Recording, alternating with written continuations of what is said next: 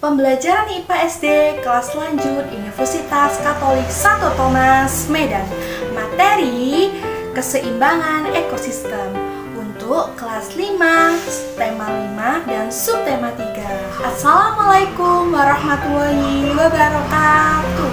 Hai adik-adik semua, perkenalkan nama kakak Maulidia Dwi Ananda, kakak dari Universitas PGRI Adi Buwana Surabaya.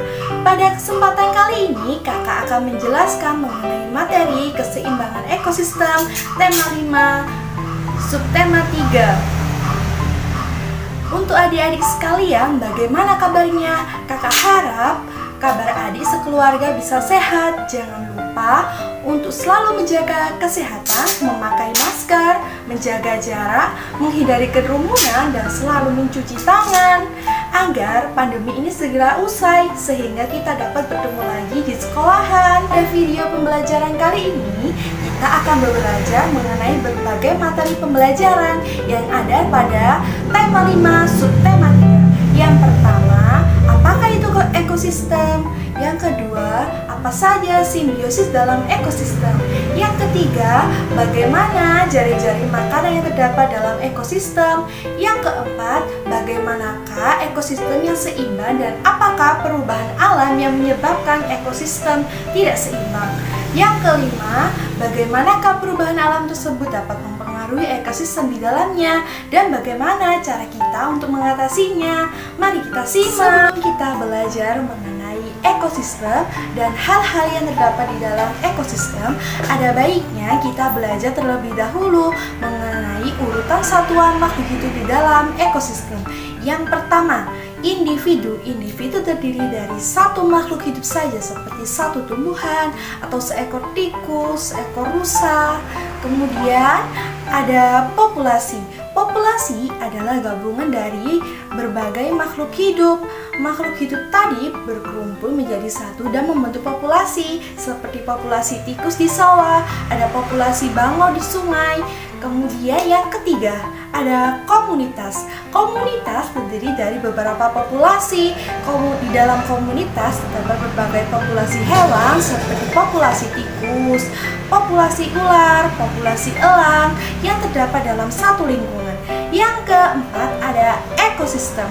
Ekosistem adalah kumpulan dari berbagai komunitas hewan yang memiliki ketergantungan dan keterkaitan satu sama lain. Di dalam ekosistem tidak hanya terdapat makhluk hidup saja, di dalam ekosistem juga terdapat abiotik dan biotik. Apakah itu abiotik? Abiotik adalah benda mati, sedangkan biotik adalah benda hidup. Yang kelima, ada bioma. Bioma adalah gabungan dari berbagai ekosistem.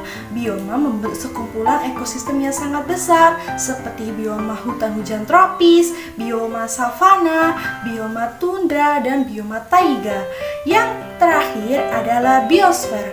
Bioma yang sangat banyak tadi akan membentuk menjadi biosfer. Biosfer memiliki banyak keberagaman. Mengetahui hal-hal umum tentang satwa yang terdapat dalam ekosistem, ayo kita mengenal lebih lanjut tentang ekosistem. Apakah itu ekosistem? Ada yang tahu? Ekosistem adalah suatu sistem ekologi yang terbentuk oleh hubungan timbal balik yang tak terpisahkan antara makhluk hidup, biotik, dan tak hidup atau abiotik. Apakah contoh makhluk hidup abiotik? Contoh makhluk hidup biotik itu seperti tumbuhan, hewan, dan manusia. Sedangkan abiotik adalah salah satu contoh benda mati seperti batu, air, cahaya matahari.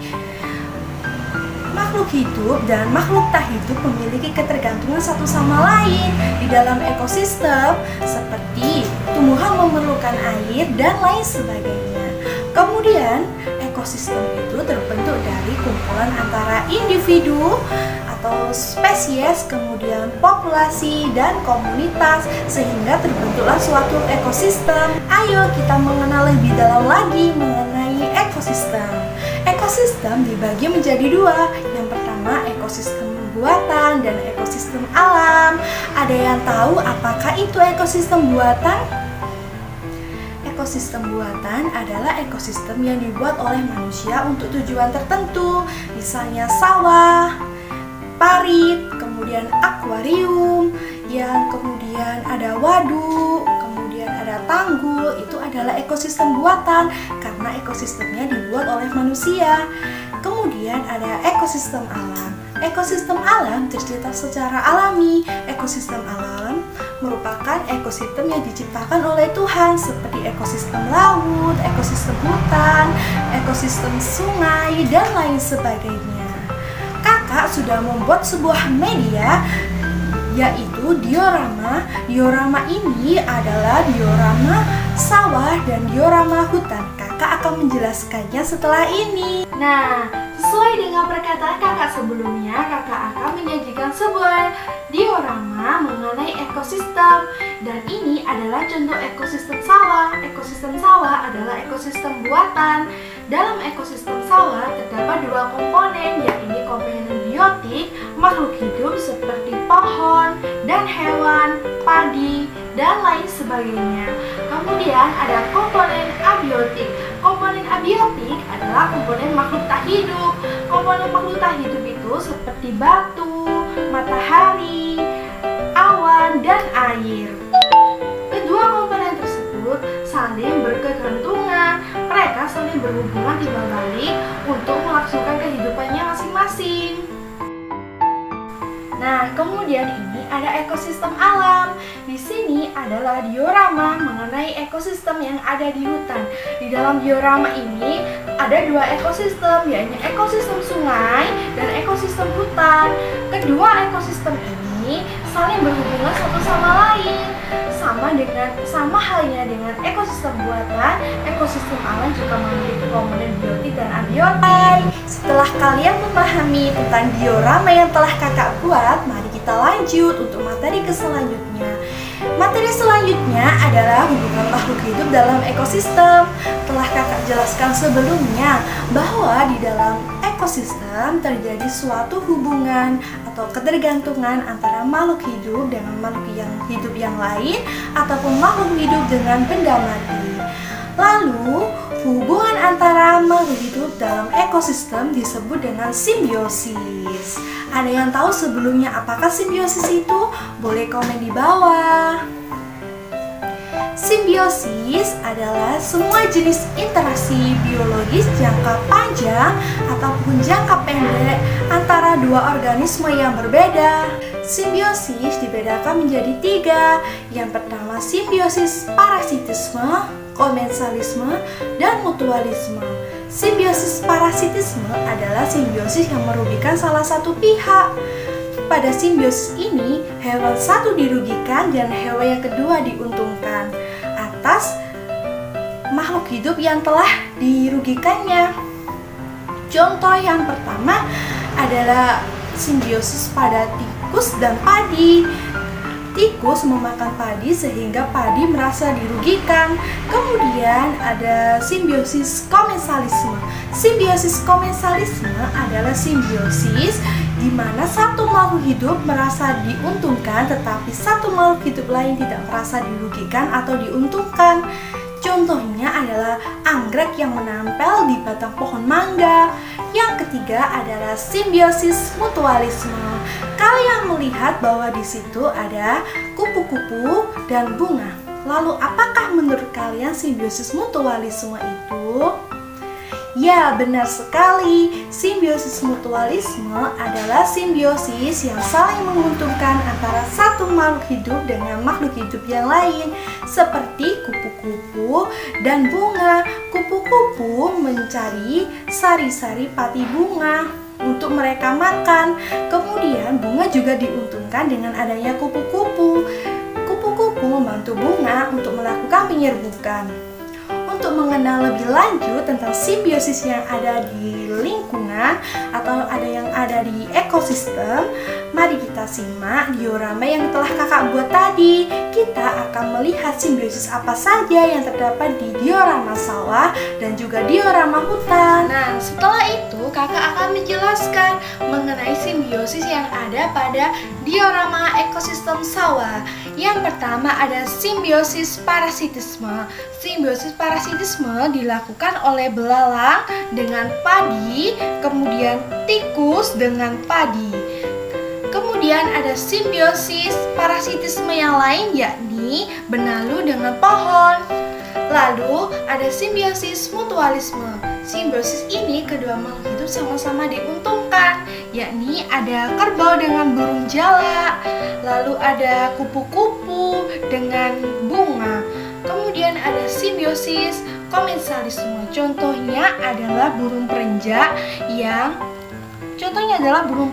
yang membangun sarang di atas tanaman padi. Itulah contoh-contoh simbiosis yang ada pada lingkungan atau ekosistem sawah. Nah, kemudian ada simbiosis yang terjadi di diorama ekosistem hutan. Yang pertama ada simbiosis parasitisme, seperti ulat bulu dengan pohon. Kemudian ada belalang dengan pohon. Kemudian ada simbiosis komensalisme. Simbiosis komensalisme seperti burung yang membuat sarang di atas pohon. Kemudian ada simbiosis mutualisme. Simbiosis mutualisme contohnya seperti kupu-kupu yang membantu penyerbukan, cacing yang membantu menyuburkan tanah pada tumbuhan.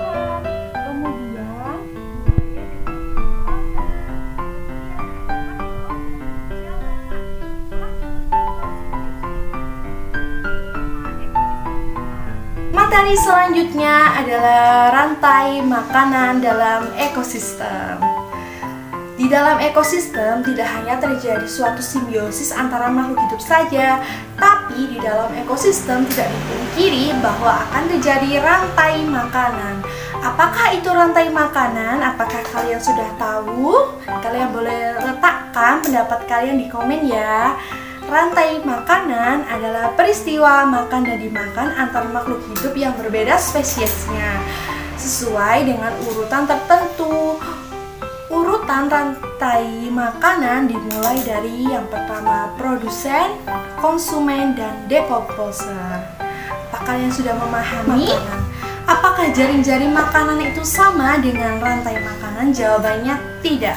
Lalu apakah jaring-jaring makanan dalam ekosistem itu berbeda dengan rantai makanan? Jaring-jaring makanan adalah kumpulan dari berbagai rantai makanan. Apakah artinya? Artinya dalam suatu ekosistem rantai makanan tidak hanya terjadi sekali saja, namun terjadi secara berurutan dengan konsumen yang berbeda. Maksudnya bagaimana? Nah, simak ya. Jadi jaring-jaring makanan itu kumpulan dari berbagai rantai makanan yang dikonsumsi oleh konsumen yang berbeda. Misalnya padi. Padi tidak hanya dimakan oleh tikus, padi juga dimakan oleh belalang, dimakan oleh burung, dan dimakan oleh tikus. Begitu. Jadi tidak hanya satu, tapi banyak sekali hewan-hewan lain yang juga mengkonsumsi padi, sehingga terbentuklah sebuah jaring-jaring makanan yang lebih kompleks daripada rantai makanan. Untuk mengetahui lebih lanjut tentang apa itu jaring-jaring makanan dan rantai makanan, mari kita simak tentang diorama yang telah kakak buat tadi. Di layar yang telah kalian tatap ini, kalian melihat dua gambar ya.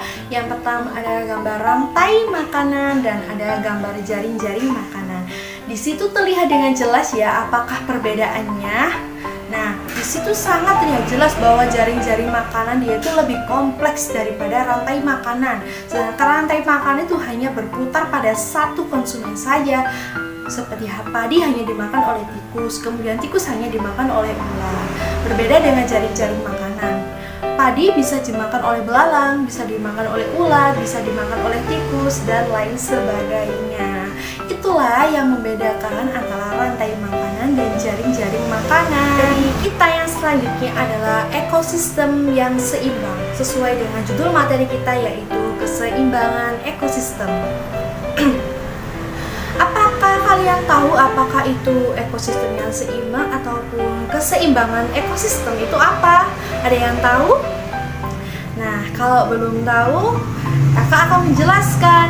Jadi ekosistem yang seimbang adalah jika dalam sebuah ekosistem tersebut terdapat komposisi antara komponen penyusun ekosistem tadi, baik biotik makhluk hidup dan abiotik makhluk tak hidup, berada dalam keadaan seimbang baik pada jumlah ataupun peranannya dalam lingkungan.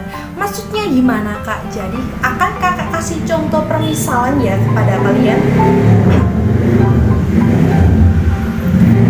Akan Kakak kasih contoh permisalannya kayak gini. Misalnya ekosistem yang seimbang. Ada burung, ada padi, dan juga ada belalang. Misalnya kalau kita memburu seluruh burung-burung, pasti belalang tidak ada yang makan. Karena sesuai dengan urutan makanan tadi, belalang itu dimakan oleh burung ya, seperti itu. Nah, kalau misalnya burungnya ditangkapi, ditembaki semua, pasti belalangnya jumlahnya akan membesar sehingga padi akan terancam gagal panen. Begitu yang disebut dengan ekosistemnya tidak seimbang. Lalu ekosistem yang seimbang itu seperti apakah ini? Misalnya kalian berada di suatu tanah lapang, di situ banyak sekali hewan-hewan pemakan rumput dan di lapangan tadi alhamdulillah itu banyak tumbuhan-tumbuhan hijau yang berfungsi untuk sebagai makanan makhluk pemakan rumput tadi, sehingga terjadi keseimbangan antara ketersediaan makanan dan juga hewan-hewan begitu. Setelah kalian memahami tentang keseluruhan atau faktor umum, gambaran umum dari keseimbangan ekosistem, perlu kalian tahu bahwa keseimbangan ekosistem tadi dipengaruhi oleh berbagai faktor, baik yang disebabkan oleh faktor manusia dan faktor alam. Loh, emangnya bisa dipengaruhi ya Kak? Tentu saja bisa ya. Faktor-faktor tadi sangat mempengaruhi keseimbangan ekosistem. Kayak manusia yang pertama, penebangan pohon secara liar. Yang kedua ada pembakaran hutan. Yang ketiga, perburuan liar dan penggunaan pestisida yang berlebih. Kemudian ada yang terakhir nih, yang paling gawat, yang banyak sekali terjadi saat ini. Apa coba? Ya, pencemaran lingkungan. Kemudian ada faktor yang disebabkan oleh alam, yaitu bencana alam. Ini bencana alam, mau tidak mau dia akan sangat berpengaruh terhadap makhluk hidup atau ekosistemnya di dalamnya. Baik oleh hewan, tumbuhan, bahkan manusia sendiri akan merasakan jika terjadi bencana alam. Nah, usai sudah pembelajaran tadi hari ini, Kakak harap kalian akan selalu termotivasi untuk belajar dan selalu ingin cari tahu yang lebih tentang apa saja ekosistem itu dan keseimbangan ekosistem tadi apa. Kakak akan selalu berdoa untuk kalian sebagai generasi bangsa akan menjadi anak yang sukses, hebat, dan tangguh. Sebelum kita mengakhiri pelajaran kali ini, mari kita berdoa menurut keyakinannya masing-masing. Berdoa mulai. Berdoa selesai. Sampai jumpa. Oh iya, jika ada pertanyaan, kalian bisa tulis pertanyaan kalian di kolom komentar ya. Kakak akan menjawab pertanyaan kalian satu persatu.